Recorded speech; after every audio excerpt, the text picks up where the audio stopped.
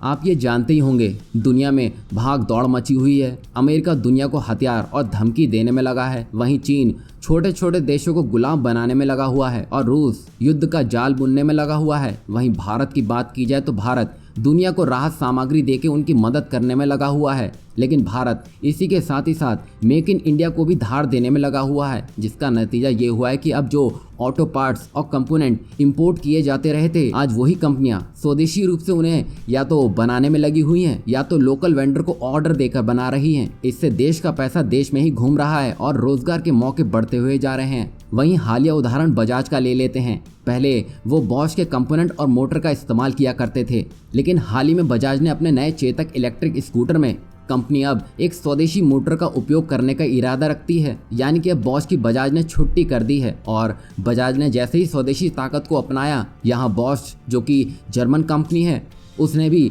भारत की स्वदेशी ताकत का इस्तेमाल करते हुए बड़े माइलस्टोन को हासिल कर लिया है। दरअसल बॉश इंडिया ने सोमवार को कहा है कि उसने पुणे की अपनी सुविधा में यात्री वाहनों के लिए स्थानीय स्तर पर 10 मिलियन एंटी ब्रेकिंग सिस्टम यानी कि ABS और इलेक्ट्रॉनिक स्टेबिलिटी प्रोग्राम यानी कि EPS यूनिट का उत्पादन करने का एक महत्वपूर्ण मील का पत्थर हासिल कर लिया है। यानी कि अब बॉश ने ABS और EPS का निर्माण पूर्ण रूप से स्वदेशी तरीके से किया है। आप नहीं जानते हैं तो हम आपको बता दें कि भारत में बॉश की दुर्घटना अनुसंधान टीम द्वारा किए गए अध्ययनों के अनुसार ABS कार दुर्घटना को 20% तक कम करने की क्षमता रखता है, जबकि EPS यूनिट कार स्कीडिंग की 80% तक की घटनाओं को रोक सकती है।